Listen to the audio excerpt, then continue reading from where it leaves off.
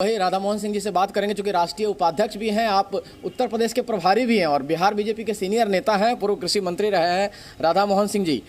अब तो गठबंधन टूट गया, नीतीश कुमार की सरकार आज शपथ लेगी, बीजेपी क्या करेगी? केवल धरना प्रदर्शन या आगे की क्या रणनीति रहने वाली है? देखिए, पहले तो ये ध्यान में रहे कि नीतीश कुमार जी की जो राजनीतिक रणनीति रही है शुरू से ही विश्वासघाती रही है। और ऐसा हम लोग नहीं बोलते हैं, उनके जो सहयोगी लोग रहे हैं, जैसे लालू जी ने कहा कि ऐसा कोई सगा नहीं जिसे नीतीश ने नहीं ठगा। इसी तरह से आप देखेंगे ललन जी ने कहा कि नीतीश के पेट में दांत है। जार्ज साहब ने कहा कि नीतीश कुमार विश्वासघाती है। दिग्विजय बाबू ने कहा कि नीतीश कुमार पूर्णतः अविश्वासी हैं और उस पर किसी भी सूरत में भरोसा नहीं किया जा सकता। ऐसे अविश्वासी आदमी पर आप लोगों ने भरोसा कैसे कर लिया? देखिए, अब वो 8वीं बार शपथ लेने जा रहे हैं, जिसमें 6 बार भारतीय जनता पार्टी के कारण मुख्यमंत्री का उन्होंने शपथ लिया है।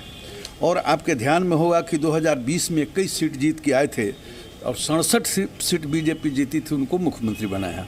इस बार भी वो कम सीट जीते थे, तीसरे नंबर की पार्टी थी, फिर भी बीजेपी ने उनको मुख्यमंत्री बनाया। तो मिला जुलाकर पूरे देश में और बिहार में भी जन जन में जो जिन उपाधियों से उनको विभूषित किया है, कोई उनको कुर्सी कुमार कह रहा है, कोई पलटू राम कह रहा है, अविश्वासी, अहंकारी, विश्वासघाती जैसे अलंकार आज देशवासी उनको दे रहे हैं। और जो बिहार के अंदर हम लालू राज के खिलाफ लड़ाई लड़ रहे थे, जो जेपी का सपना था कांग्रेस के गोद में जाकर बैठ जाना, और इस प्रकार से जो बिहार के लोगों का जो सपना था उसको चकनाचूर करने का काम किया है। और बिहार की जनता उनको निश्चित रूप से सबक सिखाएगी। राधा मोहन जी, बीजेपी का रोड मैप क्या होगा? आज आप लोग विश्वासघात दिवस मना रहे हैं, इसके अलावा क्या रोड मैप होगा? किस तरह से आप काउंटर की, क्योंकि 24 में आपको सीटें लानी है, 25 में आपको लड़ाई लड़नी है, क्या 24 का बहुत साफ दिखाई दे रहा है। हमारी पार्टी और बिहार की जनता भी, जो पिछले साल उनके साथ हम लोगों ने गठबंधन किया था, जनता की मांग थी कि नहीं, उनके साथ गठबंधन नहीं किया जाए। जनता का उन पर अब भरोसा नहीं रह गया है। और ख़ास करके ये लालू जी की पार्टी के साथ जाने पर तो जनता को बीते दिन याद आते हैं, रोंगटे खड़े हो जाते हैं।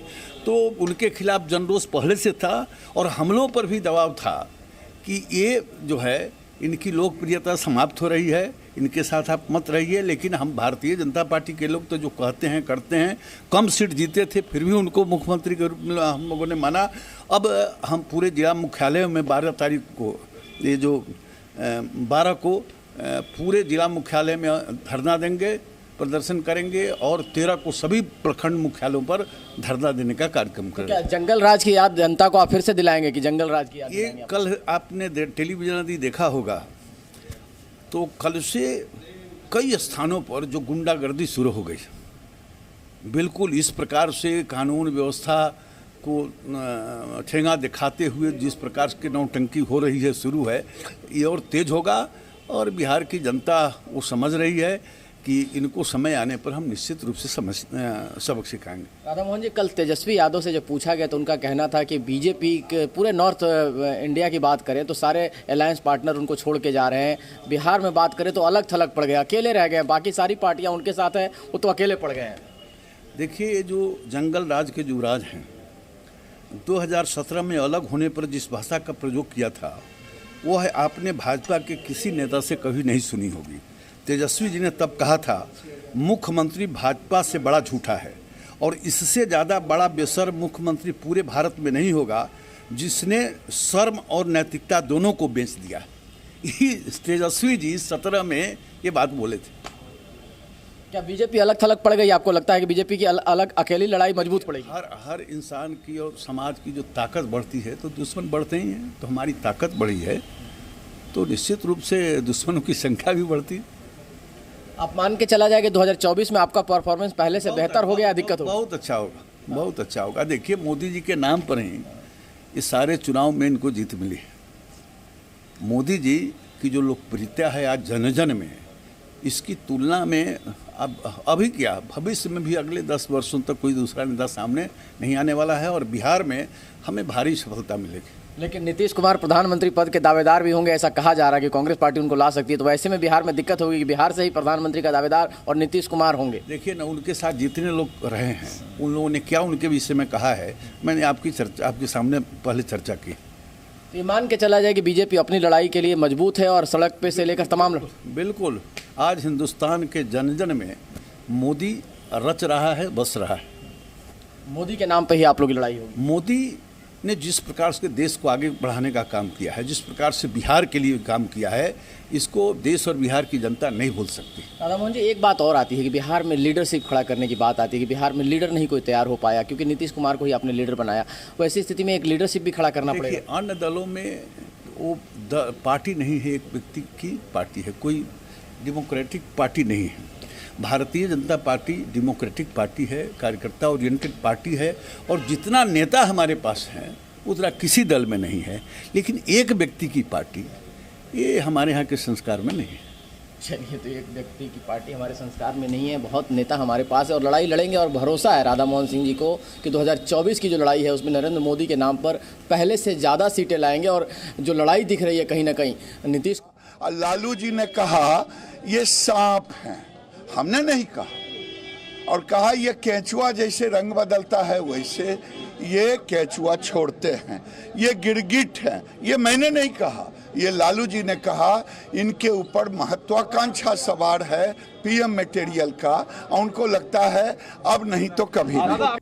केंद्रीय मंत्री गिरिराज सिंह को भी आप सुन रहे थे, एक बार फिर से उसी बयान पर कायम है कि अपनी पर्सनल महत्वाकांक्षाओं के चलते, निजी महत्वाकांक्षाओं के चलते इतना बड़ा फैसला लिया नीतीश कुमार ने पार्टी को छोड़ने का फैसला लिया, गठबंधन को छोड़कर अब महागठबंधन का हाथ थाम लिया है। कितनी चलेगी ये सरकार, इस पर सभी अटकलें लगा रहे हैं। एक और बड़ी खबर आ रही है, बीजेपी ने आज से 3 दिनों का नीतीश कुमार के खिलाफ महाविरोध प्रदर्शन करने का फैसला किया है। बीजेपी पूरे बिहार में नीतीश कुमार के खिलाफ प्रदर्शन करेगी और बताया यह जा रहा है कि यह प्रदर्शन अब 3 दिनों तक चलेगा। भारतीय जनता पार्टी ने आरोप लगाया है नीतीश कुमार पर विश्वासघात का, न सिर्फ भारतीय जनता पार्टी के साथ लेकिन बिहार की जनता के साथ भी। और इसी मुद्दे को लोगों के बीच लेकर उतरेगी भारतीय जनता पार्टी अपने 3 दिन के विरोध प्रदर्शन के लिए। तो चलिए सीधा रुख कर लेते हैं अपने रिपोर्टर्स का, जो पटना में इस वक्त हमारे साथ मौजूद है। शिवांगी ठाकुर तेजस्वी यादव के घर के बाहर हैं, अमित प्रकाश हमें ज्वाइन कर रहे हैं नीतीश रेजिडेंस के बाहर से, और रवि त्रिपाठी है। लेकिन इस वक्त एक और कमेंट आ रहा है शाहनवाज हुसैन का, एक बार पहले वो सुन लेते हैं। और ये भी कहा कि साथ में चुनाव लड़ेंगे। और नीतीश कुमार जी का जो उभार हुआ था वो राजद के खिलाफ ही हुआ था, वही उनकी यूएसपी थी कि वो भ्रष्टाचार के खिलाफ आगे आए। तो आज जिस वजह से वो पहचाने गए, आज उन्हीं के साथ जाकर खड़े हुए। सर, आप लोगों ने उनको आधी सीट दी थी लोकसभा चुनाव में 2019 में। आज जो उनकी राजनीति थी समता पार्टी से लेकर के जनता दल यूनाइटेड तक में हमेशा भाजपा साथ रही, आखिरकार कहाँ पर ये हुआ जो मैनेज नहीं हो पाया दोनों तरफ से काफ़ी समय से? वो तो वही बताएंगे। हम लोगों ने तो पूरा उनको सम्मान दिया, हमारे केंद्रीय नेतृत्व ने सम्मान दिया, उनको कहीं से कोई दुश्वारी नहीं थी। किस तरह से उन्होंने अपनी स्थिति को राजद की तरफ किया, ये क्या मजबूरी थी वो तो उनको बताना है। तो अब सर आपकी स्ट्रेटजी क्या रहेगी इस पार्टी की? आप अकेले आप लोग की? हम मजबूत विपक्ष की भूमिका निभाएंगे और लोकसभा के चुनाव में 40 की 40 लोकसभा सीट जीते, इसके लिए अभी से ताकत लगाएंगे। हमारे साथ शाहनवाज हुसैन जी हैं सर, आज